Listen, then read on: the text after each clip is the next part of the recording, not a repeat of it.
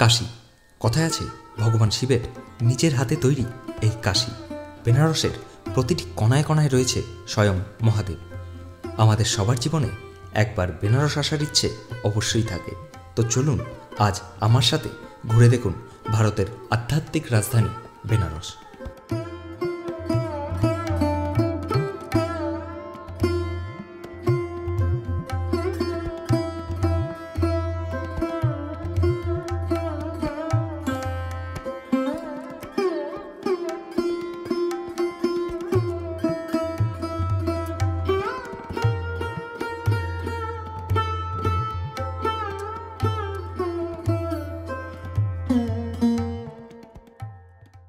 Good morning.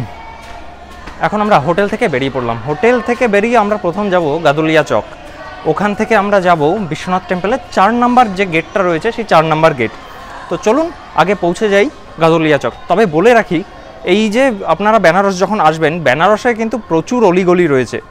আপনারা যখন ঘুরে বেড়াবেন, মানে এক জায়গা থেকে অন্য জায়গায় যাবেন, দেখবেন বেশিরভাগই সব কিছু গলিতেই, মানে হোটেলও আপনার সেই গলির মধ্যে পড়বে, আর বাদবাকি যা আছে ধরুন টেম্পলে যাচ্ছেন বা অন্য কোথাও, সেই গলির মারফতে কিন্তু আপনাদের যেতে হবে। তো সেক্ষেত্রে যেটা করতে হবে সেটা হচ্ছে মোবাইলে জিপিএসটা সবসময় অন রাখবেন। আর দ্বিতীয়ত এতটাই গলি যে মাঝে মধ্যে কিন্তু জিপিএসও কাজ করে না। সেক্ষেত্রে লোকাল যে লোকজন আছে তাদের সাথে একটু কথা বলে নেবেন যে আপনারা কোন রাস্তায় যাবেন। তো হাঁটতে হাঁটতে এসে পৌঁছে গেছি গাদুলিয়া চকের সামনে। এই চকের কাছ থেকে না 4টে রাস্তা রয়েছে চারদিকে যাওয়ার জন্য। একটা গেট চলে যাচ্ছে বিশ্বনাথ মন্দিরের দিকে, অন্য গেটটি চলে যাচ্ছে কিন্তু গঙ্গার ঘাটের দিকে, সেই দশাশ্বমেধ ঘাট, যে ঘাটে কিন্তু সন্ধ্যা আরতি হয় সন্ধ্যাবেলায়। আর এইখান থেকে মানে এই গাদুলিয়া চকের আশেপাশে প্রচুর হোটেল রয়েছে। আর গাদুলিয়া চক থেকে যেই রাস্তাটা দশাশ্বমেধ ঘাটের দিকে চলে যাচ্ছে সেই রাস্তা অব্দি পুরো রাস্তা জুড়ে কিন্তু হোটেল আর হোটেল। এই হচ্ছে দেখুন গাদুলিয়া চক। এই চকটাকে বলা হচ্ছে গাদুলিয়া চক। এই সাইডে চলে যাচ্ছে কাশী বিশ্বনাথ মন্দির 4 নম্বর গেট। আর এই যে রাস্তাটা, এই রাস্তাটা চলে যাচ্ছে দশাশ্বমেধ ঘাট। এখান দিয়ে প্রচুর হোটেল রয়েছে, প্রচুর। আপনারা যখন আসবেন, যদি হোটেল বুক করে আসেন তো ভালো কথা, যদি না বুক করে আসেন সেক্ষেত্রে হোটেল খুঁজতে আপনাদের খুব বেশি অসুবিধা হবে না। দেখবেন রাস্তা দিয়ে হাঁটছেন, তখন আপনাকে ধরে ধরে লোকেরা বলছে যে আপনাদের হোটেল লাগবে কিনা।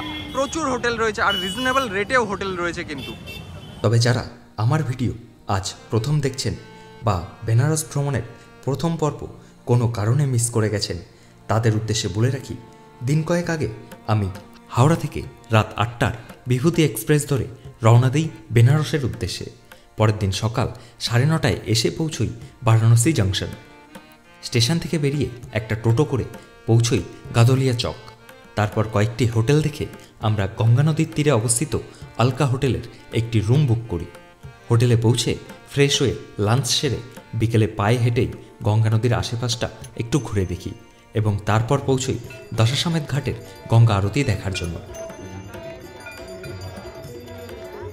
প্রথম দিনের অর্থাৎ হাওড়া থেকে বেনারস পৌঁছানো, হোটেল বুক করা এবং সন্ধ্যাবেলার দশাশ্বমেধ ঘাটের সন্ধ্যা আরতি নিয়ে একটি ডিটেলস ভিডিও ইতিমধ্যেই আমি চ্যানেলে আপলোড করেছি। আপনাদের কাছে অনুরোধ, আগে প্রথম পর্বের ভিডিওটা দেখে নিন। তবে বেনারস পৌঁছে আপনারা কবে কিভাবে ঘুরবেন তার একটা ধারণা পেয়ে যাবেন। আর ভিডিও দেরিতে আসছিল বলে যারা মেসেজ করছিলেন তাদের বলি, এবার থেকে ভিডিও আসতে আর দেরি হবে না, আপনারা এবার পরপর ভিডিও পেতে থাকবেন। হাঁটতে হাঁটতে আমরা এগিয়ে চলেছি কাশী বিশ্বনাথ ধাম মন্দিরের 4 নম্বর গেটের উদ্দেশ্যে। এই রাস্তার আশেপাশেও কিন্তু আপনারা প্রচুর হোটেল পেয়ে যাবেন। হোটেল ছাড়াও এই রাস্তার পাশে রয়েছে প্রচুর মন্দির, চাইলে আপনারা এগুলোও দেখে নিতে পারবেন। গাদুলিয়া চক থেকে 5-7 মিনিটের হাঁটা পথ অতিক্রম করে আমি এসে পৌঁছলাম কাশী বিশ্বনাথ মন্দিরের 4 নম্বর গেটের সামনে। আমরা এখন দাঁড়িয়ে রয়েছি 4 নম্বর গেটের সামনে। এই আপনারা সামনে দেখতে পাচ্ছেন, এটা হচ্ছে 4 নম্বর গেট। মেন গেটটার সামনে কিন্তু বন্ধ, ভেতরে প্রবেশের লাইন এই সাইডে, আর পুজোর পর আপনারা এই দিকে যে লাইনটা রয়েছে এখান দিয়ে আপনারা বেরিয়ে আসতে পারবেন। তবে যারা কাশী বিশ্বনাথ মন্দিরে পুজো দেবেন তারা যতটা সম্ভব সকাল সকাল পুজো দেওয়ার চেষ্টা করবেন। সকালের দিকে পুজোর লাইনটাও কম থাকে। আর আপনারা যারা একটু দেরিতে পুজো দেবেন ভাবছেন, তারা ভিআইপি পাস নিয়ে লাইনে না দাঁড়িয়েও পুজো দিতে পারবেন। এই ভিআইপি পাস আপনারা মন্দিরের ট্রাস্ট থেকে বা মন্দিরের ভেতরের কাউন্টার থেকে 300 টাকার বিনিময়ে কেটে নিতে পারবেন। এছাড়াও অনলাইনেও আপনারা এই টিকিট কেটে নিতে পারবেন। পুজোর সামগ্রী মন্দিরের সামনে থেকেই পেয়ে যাবেন, প্রচুর দোকান রয়েছে। তবে যেটা বলবো, মন্দিরের মধ্যে ফোন বা মানিব্যাগ কিছু নিয়ে ঢোকারই অনুমতি নেই। আপনারা যে দোকান থেকে পুজোর সামগ্রী নেবেন সে দোকানে দেখবেন এরকম লকার রয়েছে। আপনারা একটা লকার নিয়ে তার মধ্যে মোবাইল বা মানিব্যাগ রেখে তবেই মন্দিরে প্রবেশ করবেন। কাশী বিশ্বনাথ মন্দিরের পাশ দিয়েই রয়েছে অন্নপূর্ণা ভোজনালয় যাওয়ার রাস্তা। বলে রাখি, অন্নপূর্ণা ভোজনালয়ে 3 টাইম বিনামূল্যে প্রসাদ বা ভোজন গ্রহণ করার ব্যবস্থা রয়েছে। মন্দিরে পুজো দিতে আসা বহু মানুষ এই অন্নপূর্ণা ভোজনালয় থেকে সম্পূর্ণ বিনামূল্যে প্রসাদ গ্রহণ করেন। ভোজনালয়ের ভিতরে ফটোগ্রাফি বা ভিডিওগ্রাফি নিষেধ।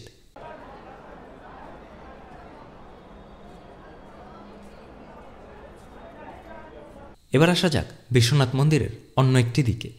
এই হচ্ছে জ্ঞানবাপী মসজিদ, যা নিয়ে অনেক বিতর্ক রয়েছে। আপনারা টেলিভিশনে বা নিউজে দেখে থাকবেন কিছুদিন আগেই কোর্টের নির্দেশে বেশ কিছু সার্ভেও হয় এই মসজিদে। তবে একটা কথা বলবো যে আপনারা যখন পুজো দেবেন এই বিশ্বনাথ মন্দিরে চেষ্টা করবেন যতটা সকালে সম্ভব ততটা সকালে কিন্তু এখানে পুজোটা দিয়ে নেওয়ার, কারণ একটু দেরি হলে এত রোদ আর এত রোদের তেজ যে দাঁড়ানো খুব মুশকিল। যতটা তাড়াতাড়ি পুজো দেবেন, পুজো দিয়ে চেষ্টা করবেন নিজের রুমে ফিরে যাওয়ার। বিশ্বনাথ মন্দির দেখে ফিরে এলাম গাদলিয়া চক। আপনারা বেনারস আসলে চেষ্টা করবেন এই গাদলিয়া চকের আশেপাশেই হোটেল নেওয়ার। গাদলিয়া চককে এক কথায় বেনারসের প্রাণকেন্দ্র বলা চলে। এই গাদলিয়া চকের একদিকে রয়েছে কাশী বিশ্বনাথ মন্দির, অন্যদিকে রয়েছে দশাশ্বমেধ ঘাট, রয়েছে প্রচুর হোটেল, রয়েছে বিশাল বড় মার্কেট। আর এই মার্কেট আপনাদের কাছে কলকাতা ধর্মতলা মার্কেটের ছোঁয়া দেবে।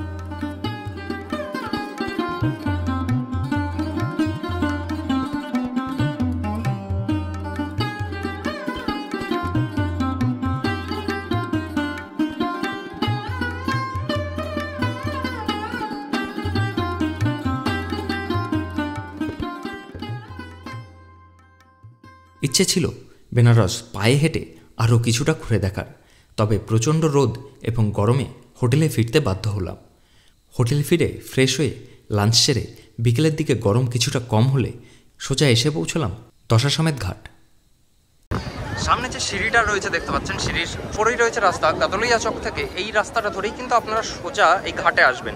তারপর সিঁড়ি দিয়ে নেমে এই দেখুন, এই হচ্ছে দশাশ্বমেধ ঘাট।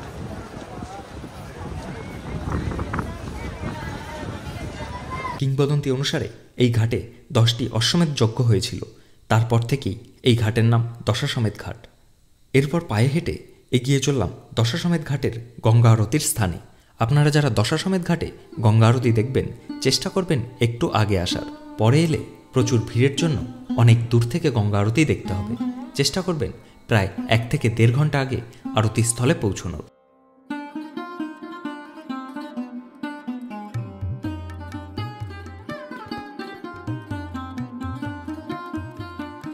দশাশ্বমেধ ঘাটে কিছুক্ষণ সময় কাটিয়ে এবার রওনা দিলাম বিশ্বনাথ মন্দিরের নবনির্মিত কাশী করিডোরের উদ্দেশ্যে। পথে বেশ কয়েকটি ঘাট পড়বে। চলতে চলতে সেই ঘাটগুলোর সাথে আপনাদের অবশ্যই পরিচয় করাবো। এই হচ্ছে মানমহল ঘাট, সাথেই রয়েছে মধ্যযুগীয় মান মন্দির। আসলে দেখুন, জোয়ার এখনো শেষ হয়নি, সে কারণে জলের লেভেল কিছুটা বেশি আছে।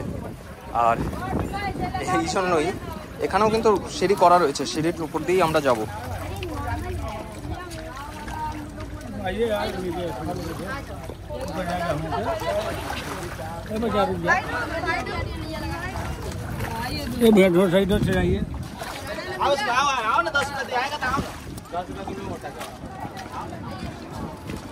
এরপর দেখে নিলাম বারোহী ঘাট।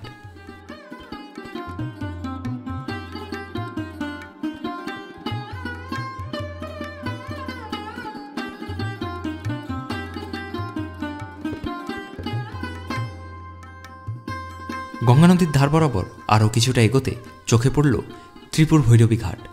এরপর আমরা দেখে নিলাম মীরঘাট, তবে এই মীরঘাটের পূর্বের নাম ছিল জরাসন্ধ ঘাট। এরপর আরও 2-1টি ঘাট পার হয়ে এসে পৌঁছলাম বিশ্বনাথ মন্দিরের নবনির্মিত কাশী করিডোরে।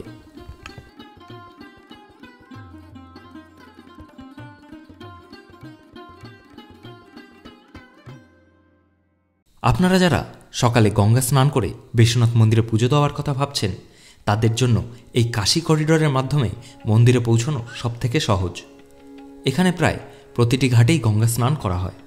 আপনারা গঙ্গা স্নান সেরে এই কাশী করিডোরের মাধ্যমে বিশ্বনাথ মন্দিরের ভেতরে অনায়াসেই পৌঁছে যাবেন।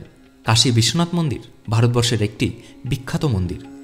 বিশ্বাস অনুযায়ী কাশী বিশ্বনাথ মন্দির জ্যোতির্লিঙ্গ মন্দির নামে পরিচিত শিবের 12টি পবিত্রতম মন্দিরের অন্যতম। বারাণসী শহরের অপর নাম কাশী হওয়ায় মন্দিরটি কাশী বিশ্বনাথ মন্দির নামেও পরিচিত। তবে অতীতে বহুবার এই মন্দির ধ্বংসপ্রাপ্ত এবং পুনর্নির্মিত হয়েছে। বর্তমানে যে স্থানে আমরা মন্দিরটি দেখতে পাই, আদি মন্দিরটি সেই জায়গায় ছিল না। মন্দিরটির পাশে জ্ঞানবাপী নামে একটি মসজিদ রয়েছে। আদি মন্দিরটি এই মসজিদের জায়গাতেই অবস্থিত ছিল। বর্তমান মন্দিরটি 1780 সালে মহারানী অহল্যাবাই হোলকার তৈরি করিয়েছিলেন। এই বিশ্বনাথ মন্দিরের এই দেখুন এইখানটায় রয়েছে 1 নাম্বার গেট, আর এই হচ্ছে বিশ্বনাথ মন্দিরের সেই কাশী করিডোর নবনির্মিত। তার দেখুন এই যে হচ্ছে লাইন, এখান দিয়ে আসবেন আপনারা পুজো দেওয়ার জন্য বা বাবার দর্শন করার জন্য। এখান দিয়ে আসবেন, এটা হচ্ছে সামনে কিন্তু ফুড কোর্টের সামনে দিয়ে এই লাইন, আর এই দেখুন এটা চলে যাচ্ছে ঠিক একদম পাশ দিয়ে চলে যাচ্ছে দেখুন ভেতরে, মন্দিরের ভেতরে। এখান দিয়ে আপনারা কিন্তু দর্শন করার জন্য চলে যেতে পারেন। আপনারা যারা কোনো কারণে হয়তো মন্দিরের ভেতরে গিয়ে মহাদেবের দর্শন করতে পারছেন না, তারা কিন্তু এই দেখুন এই যে হচ্ছে 1 নাম্বার গেট, 1 নাম্বার গেটের ঠিক পাশেই রয়েছে এই দেখুন দুর্লভ দর্শন কেন্দ্র। এখানে না ভিআর টেকনোলজির মাধ্যমে দেখুন দর্শন করানো হচ্ছে।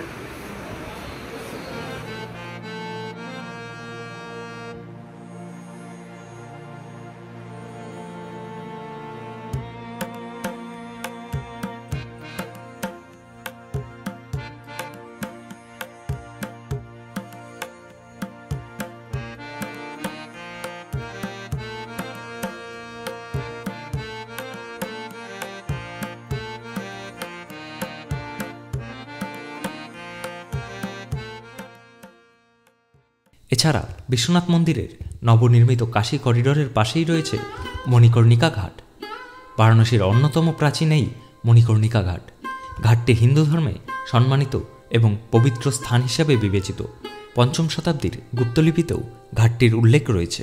হিন্দু ধর্মের মতে এই ঘাটে দেবী সতীর কর্ণকুন্তল বা কানের দুল পতিত হয়েছিল। সংস্কৃত ভাষায় কর্ণকুন্তলকে মণিকর্ণ বলা হয়। এই মণিকর্ণ শব্দ থেকেই এই ঘাটের নাম হয় মণিকর্ণিকা ঘাট। এরপর সন্ধ্যের দিকে একটি ট্রলারে করে আমরা কয়েকটি ঘাট ঘুরে দেখেছিলাম। তবে বলে রাখি, ট্রলারে ওঠার আগে ভালোভাবে বার্গেন করে তবেই উঠবেন।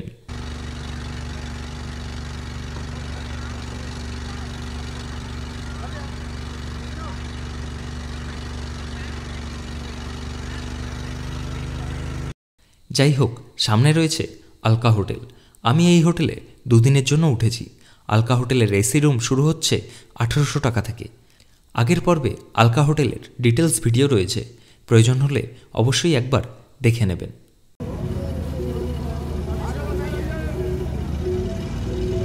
এবার নদীপথে এসে পৌঁছলাম দশাসমেত ঘাটের সামনে। ঘাটে তখন গঙ্গা আরতি শুরু হয়েছে। তবে আপনারা যারা দশাসমেত ঘাটের গঙ্গা আরতি নৌকো থেকে দেখার কথা ভাবছেন, তাদের বলবো দশাসমেত ঘাটের যেখানে আরতি হয়, অর্থাৎ নদীর পার বরাবর যে রাস্তাটি রয়েছে, সে রাস্তা ধরে হেঁটে দশাসমেত ঘাটে পৌঁছে আপনাদের সুবিধা মতো নৌকোতে উঠুন।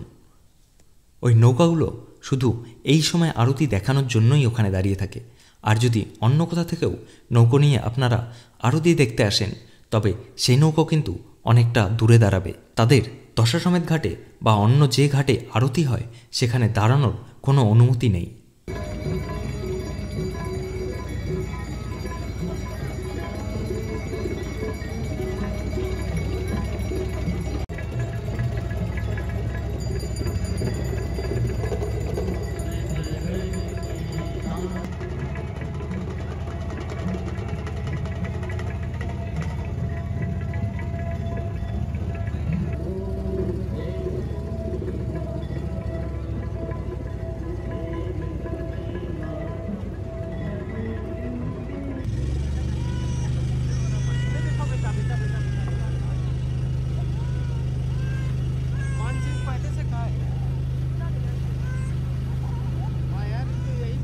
এরপর এসে পৌঁছলাম আস্তিঘাট।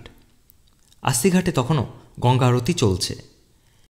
প্রায় 1 থেকে 1.5 ঘন্টা ঘুরে আমরা এসে নামলাম কাশী করিডোরের সামনে। নৌকো থেকে নেমে সোজা ঘাট বরাবর হেঁটে চলেছি আমাদের হোটেলের দিকে। এই সময় কিন্তু এই যে ঘাটটা রয়েছে, মানে ঘাট বরাবর যে রাস্তাটা রয়েছে নদীর সাইড দিয়ে, এই রাস্তার পাশে পাশে প্রচুর দোকান পেয়ে যাবেন, যেখানে কখনো দেখবেন যে কোথাও জামা কাপড় বিক্রি হচ্ছে কিংবা কোথাও ভগবানের মূর্তি বিক্রি হচ্ছে। তো আপনারা চাইলে সেই সব কিন্তু অবশ্যই কারোর জন্য মানে গিফট হিসাবে কিনে নিয়ে যেতে পারবেন কিংবা নিজের বাড়ির জন্যও কিনে নিয়ে যেতে পারবেন। হাঁটতে হাঁটতে এসে পৌঁছে গেছি একদম আমাদের হোটেলে। দেখুন হোটেলের যে ছোট্ট একটা লন রয়েছে, লনের উপর দাঁড়িয়ে রয়েছি, আর লন থেকে কিন্তু সেই গঙ্গা নদীর সুন্দর একটা দৃশ্য এখান থেকেই উপভোগ করা যায়। তবে যেটা আপনাদের বলবো, যখন আপনারা কোনো বোট ভাড়া করছেন, আপনারা চাইছেন হয়তো বোটে করে ঘুরে দেখতে, এটা কোনো ব্যাপার নয়, তখন আপনারা যেখান থেকে খুশি কোনো বোট ভাড়া করে নিতে পারেন। কিন্তু যদি মেনলি আপনাদের উদ্দেশ্য হয় যে সন্ধ্যা আরতি দেখা, সেক্ষেত্রে কিন্তু বলে দিই, আপনারা যে ঘাটে সন্ধ্যা আরতি দেখবেন সেই ঘাটের আশেপাশেরই বোট ভাড়া করবেন। না হলে আপনারা যদি অন্য কোনো জায়গা থেকে, ধরুন আপনারা আরতি দেখবেন দশাশ্বমেধ ঘাটের, আর আপনারা বুকিং করছেন নৌকা মণিকর্ণিকা ঘাটের কাছ থেকে, সেক্ষেত্রে কি হবে, ওই নৌকাগুলো কিছুটা দূর থেকেই কিন্তু আপনাদের আরতি দেখাবে। কেমন লাগলো আমার সাথে বেনারস দর্শন তা জানাতে ভুলবেন না। ভিডিও ভালো লাগলে একটা লাইক এবং কমেন্ট করে জানাবেন। আর যারা আমার চ্যানেলের ভিডিও আজ প্রথম দেখছো, ভিডিও ভালো লাগলে অবশ্যই চ্যানেলটা সাবস্ক্রাইব করে নিও।